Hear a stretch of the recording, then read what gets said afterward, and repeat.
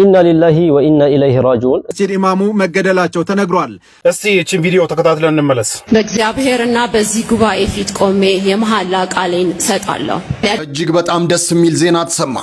ኢትዮጵያውያን እንኳን ደስ አለን። የጠየቃት ነው። አረ እያደረጉ ነው፣ ግንኙነት እያደረጉ መንገድ እንትን ምንድነው ኮሪደር ላይ ግቢውስ ኮሪደር ላይ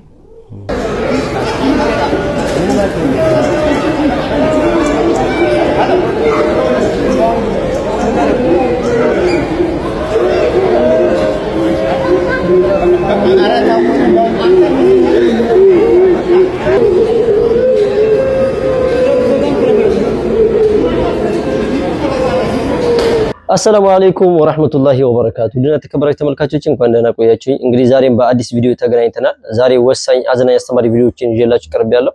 ቪዲዮውን ላይክ በማድረግ ጀምሩት። ለዚህ ቤት አዲስ ከሆናችሁ ሰብስክራይብ በማድረግ የቤተሰብ አባል እንዲሆኑ ጠይቃለሁ። ቀጥታ ወደ ዛሬ ቪዲዮአችን እናልፋለን። እንግዲህ በዛሬ ቪዲዮአችን አዝናኝም አስደሳችም ጉዳዮች ይኖሩናል። በመጀመሪያ ደረጃ እንግዲህ ለይላ ኑር አማሮ ይሆናል። እንግዲህ በመጨረሻም አላህ Subhanahu Wa Ta'ala ፈቅዶ ከ13 ዓመት እስር በኋላና ከሞት ፍርድ ተቀልብሶላት ወደ ሀገሯ ተገብታለች። ከቤተሰቦቿ ጋር ተገናኝታለች። አላህ Subhanahu Wa Ta'ala ጤና አፊያዋን ይስጣት እንግዲህ ነው የሚባለው። በጣም እጅግ በጣም ደስ የሚል ዜና ነው።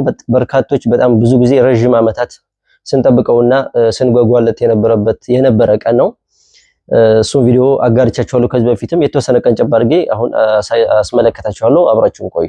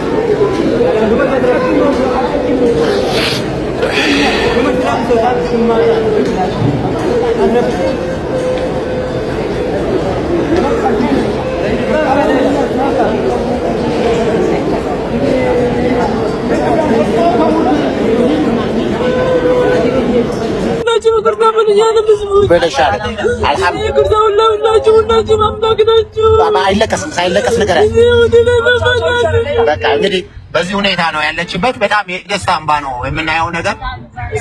እባክህን አንተም በራሱ ተረጋጋ። ስለዚህ እህታችን በሰላም እንግዲህ ማግኘታችን አንዳንድ ጊዜ በጣም ያው ሁሉ ሲወራ የነበረው ከሰውነት ውጪ ወጣለች እንደዚህ በቃ ሞት ነው የሚተርፋት ብለው ሲነግሩን የነበረው ያ ሁሉ ነገር ምንም እንደምታዩት እንደማንኛውም ጤነኛ ሆና ነው ያገኘናትና እንግዲህ ከዚህ በኋላ በደንብ ተረጋግታ ደግሞ እናንተንም የምታገኝ ይሆናል። ትልቁ ነገሯ ሂጃቤ ከላይ ላይ ወረደ፣ እንደዚህ ተሆንኩኝ በቃ እንዲሆንኩኝ ሰላቴን እንዲያላልኩም አጠቃላይ ግን ግንኙነቷ ከፈጣሪ ጋር የተገናኘ ነገር ነውና ኢንቴንሽናሊ አሁን ያለ የነበረችበት ነገር ስለሆነ እንደዚህ ነው።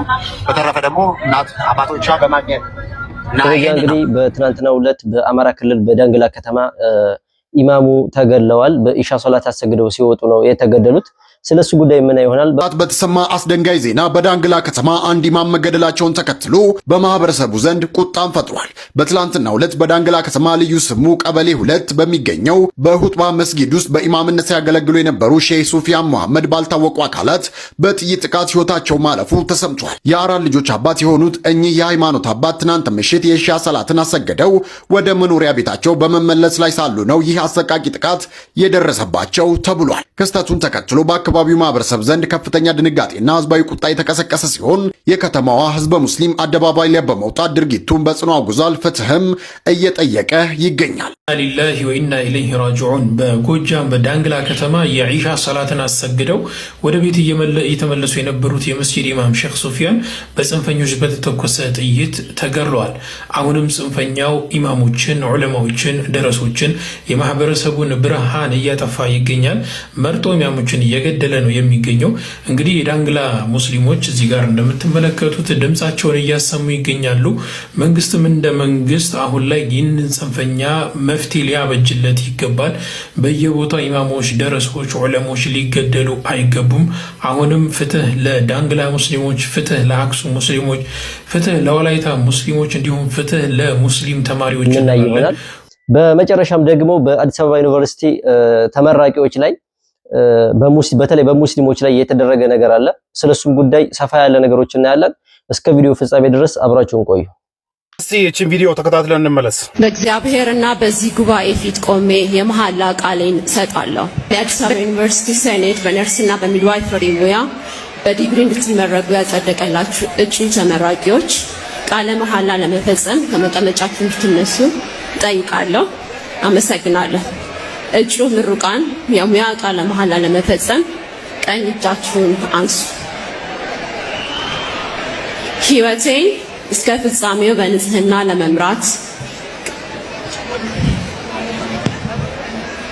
እንዲሁም የሙያ ግዴታዬን በታማኝነት ለመወጣት በእግዚአብሔርና በዚህ ጉባኤ ፊት ቆሜ የመሐላ ቃሌን እሰጣለሁ። ይህ ቪዲዮ እንግዲህ ባለፉት ጊዜያት የሙስሊም ሴት ኒቃቢ ተማሪዎችን ግቤ ሴኩላሪዝምን ነው የሚከተለውና የእናንተ ኒቃብ መልበስ የሴኩላሪዝም ህጉን ይጥሳል፣ የሃይማኖት መገለጫ አልፈልግም እያለ የሙስሊም ሴት ኒቃቢ ተማሪዎችን ሲያባረር የከረመው አዲስ አበባ ዩኒቨርሲቲ በትላንትናው ዕለት ተማሪ ሲያስመርቅ ግን በምታዩት መልኩ በእግዚአብሔር ስም ማሉ ብሎ ቃል ሲያስገባ የታየበት ነው። ዲ አይሮኒ ምንድነው? ሴኩላሪዝም ለማን እንደሚሰራ እያየነው ነው። ዲ አይሮኒ ማለት ነው። እንደምታውቁት የትምህርት ቤት የዩኒቨርሲቲ የምሩን የሴኩላሪዝምን ህግ የሚከተል ከሆነ እንደሚያውቀው በብዙ ቁጥር የሚቆጠሩ ሙስሊም ተማሪዎችም አብሮ ይማሩና አብሮ እያተመረቁ እያለ አብሮ እያስመረቀ እያለ ቃል ሲያስገባ ግን በእግዚአብሔር ስም ማስባሉ በጣም ትልቅ የሆነ ስህተት ነው። ባይዘ ይሄ ከስራ የሚያስባረርም ሊሆን ይገባ ነበረ። በነገራችን ላይ እቺ ሴት እቺ ቃል የምታስገባዋ ሴት አሮን ፖዚሽኗ ምን እንደሆነ ግን እሷ ሙስሊም ብትሆንና በአላህ ስም ብላ ቃል ብታስገባ ሮንግ እንደሆነ ሁሉ በእግዚአብሔር ስም ብሎም ቃል ማስገባት ኢትስ ሮንግ። ምክንያቱም ከተማሪዎች መካከል ብዙ ሙስሊሞች እንዳሉና ይህ በእግዚአብሔር ስም መግባት ግዴታ የሌለባቸው እንዳሉ ይታወቃል። ስለዚህ ፈጣሪ እንኳን ብላ ተርጉማ በዚህ ውስጥ ሁሉም የፈለገውን እያሰበ ቃል እንዲገባ ማድረግ ሲቻል ግን ያው በምታዩት መልኩ የጠመቃ ስነ ስርዓት ተካሂዷል ማለት ነው። ይህ ዳይሮኒ ምንድነው? ልክ እንዳልኳችሁ ከዚህ በፊት ሙስሊም ሴት ተማሪዎች ኒቃብ ማድረጋችሁ የዩኒቨርሲቲን ኢንቫይሮንመንት ይረብሻል፣ ህጉን ይረብሻል፣ ሴኩላሪዝምን ይረብሻል፣ ስለዚህ ሃይማኖት መገለጫ አልፈልግም እያለ ሲያባር እንደከረመ ታውቃላችሁ። ትላንትና ግን ግብዳ ድግስ ደግሶ እንግዲህ በኢምፐብሊክ ባስመረቀው ምርቃት ላይ ግን በእግዚአብሔር ስም ብሎ ቃል ግቡ ብሎ ጥሪ ሲያደርግ ነበረ። ናው እኔ ከአዲስ አበባ ዩኒቨርሲቲ የምጠብቀው ምንድነው በዛው አፉ በዛው ንግግሩ ደግሞ እቺን የፖዚሽኗ ምን እንደሆነ አላውቅም ምን እንደሚያደርጋት ማየት እንፈልጋለን። ተጠያቂነት ያሰፍናል ወይስ አያሰፍንም የሚለውን ካላሰፈነ ግን አንድ ነገር ለአንድ ሺኛ ጊዜ የምንረዳው አንድ ነገር አለ ዛሬም ማለት ነው። ሴኩላሪዝም የሚባለውን ህግ ሙስሊሙ ለመበደል ብቻ የሚጠቀሙበት እንደሆነና ለሌላው ሲሆን ግን ያው መድረከም ላይ ወጥተህ መስበክ እንደምችል የሚያሳይ ነው ማለት ነው። በህፃን ካሊድ ቃለ መጠይቅ ተደርጎለት ስለ ቤተሰቡም ስለ እናቱም አንዳንድ ነገር እንደተናገረ ቪዲዮን አጋርቻችሁ ነበረ። ነገር ግን አሁን የነፃ የትምህርት እድል አግኝቷል። እጅግ በጣም ደስ የሚል ነው። ልጁ ሊታገዝ ሊበረታታ የሚገባ ልጅ ነው። እሱን ቪዲዮ ተመልክተን መንመጣ ይሆናል። ደስ የሚል ዜና ተሰማ። የቀድሞ የኦሮሚያ ክልል ፕሬዝዳንት የነበሩት ክቡር አባዱላ ገመዳ በነ ካሊድ ቤት ተገኙ። ይህ ዜና እጅግ በጣም ደስ የሚል ነው። እስቲ ደስታችሁን ኮመንት ላይ ለካሊድ ግለጹለት። በአሁን ሰዓት የኦሮሚያ ልማት ማህበር የቦርድ ሰብሳቢ የሆኑት አቶ አባዱላ ገመዳ በተማሪ ካሊድ ቃሲም ቤት በመገኘት የኦሮሚያ ልማት ማህበር አዳሪ ትምህርት ቤቶች ውስጥ እንዲማር ለተማሪ ካሊድ በነፃ ሙሉ ስኮላርሺፕ መሰጠቱን አብስረዋል። አባትና ልጅቷ አየችኝ በምልክት ልትነግረው ልታስረዳው ተገፋዋለች። እሱ ምንም በቃ የሚረዳው ነገር የለም። ቆሜ ነው ያየሁት። የጠየቃት ነው። አረ እያደረጉ ነው ግንኙነት እያደረጉ መንገድ እንትን ምንድነው ኮሪደር ላይ ግቢውስ ኮሪደር ላይ ተመቸክ ነው ያልኩት። ምንም አላልኩትም። ሌላ ተመቸህ አልኩት። ደንግጦ እሷም ተያይዘው ሮጡ ማለት ነው። ሮጠው ከሄዱ በኋላ እሱንም ማባረር ጀመርኩ። እንግዲህ ነፍሰ ጡር ነኝ 8 ወር አስበውና የሰፈር ሰው ወጣ። ባዶ እግሩን ነው እሷም ባዶ እግሯን ነው የሚሮጡት። እናቴ ተከተለኝ ወጣ። ምንድነው አለችኝ። ቤተሰቦቻቸው አብራችሁ ነው የሚኖሩት? እናቴ እኔን ለማራስ መታ ነው እንጂ ጊዜ ስለደረሰ መታ ነው። እና ምንድነው አለችኝ። ለእናቴ ራሱ መንገር አልቻልኩም። የሚገርም ግን እናቴ በተደጋጋሚ አይተዋለች ከሰራተኛ ጋር። አባቴ እጅ ከፍንጅ አይቶታል ከሰራተኛ ጋር። ማለት የኔ ቤተሰቦች ራሱ እኔ በጣም እውነት አዶን ነው እንዴት እንደምገልጻቸው አላውቅም። እናቴ ዝም ምን ያለች፣ አባቴ ግን በሆነ እንትን አድርጎ ጠየቀኝ። እሱ ቁጭ ባለበት ማለት ነው። እና ፋይት ተነሳ። የሰፈር ሰው መጣ። አሁንስ አለቀው ማልኩኝና ፖሊስ ጣቢያ ሄድኩኝ። ከግድግዳ ጋር እንዲያጣብቋትና ልጅቷ አየችኝ በምልክት ልትነግረው ልታስረዳው ደግም ነው የሚለው። ሌላ ችግር የለብንም። የሚገርም ይሄ አስቤዛ አለቀ እንዲሆነ በዚህ እንደዚህ አይነት ጭቅጭቅ የለም እኛ ቤት ውስጥ። በቃ ይሄ ከዚህ ችግር ውጪ ሌላ ችግር የለበትም። ለሊት እሱ ዋናው እንትኑ ስልክ ላውራ ነው። ከሞያሌ የሚመጣ ለሊት የሚጓዝ ዕቃ ተነስቶ ከጎኑ ነው ስልክ ለሰራተኛ ነው የሚደውለው። የሰራተኛ ድምጽ ሲጠራ ሰማው። ደረጃ ስትወጣ ሰማው። ከዛ ከፍታ እስከምገባ ጠበቅኩኝ። ከዛ ተነሳሁና ከፍቼ በር ላይ ቆሜ ማዳመጥ ጀመርኩኝ። ያሉበት ክፍል ማለት ነው። ተው ትነቃለች ትለዋለች እሷ። ችግር የለውም ተይ እሷ ለኔ ተያት ይላታል። ከዛ አንኳኳሁኝ ማለት ነው። ሳንሳውካ ተነስቶ ከፈተ። ቆማለች ልጅቷ። ምን ሰራለች እሷ? ለምን ደውለ የጠራሃት? አይ ጨጓራዬና ሞይ ወተት አንጭልኝ ብያት ነው። የታለ ወተቱ ያመጣችልህ? ጠጥቼዋለሁ። እሷ ነው ከዛ የምትቀርብ፣ እኔ ነኝ ከዚህ የምቀርበው። አይ አንቺ እርጉዝ ስለሆንሽ ወደ ላይ መምጣቱ ይከብድሻል ብዬ ነው። በሌላ ነገር እንዳትጠረጥሪኝ ይሄው ብሎ የልጄን ሆድ ይዞ ማለ።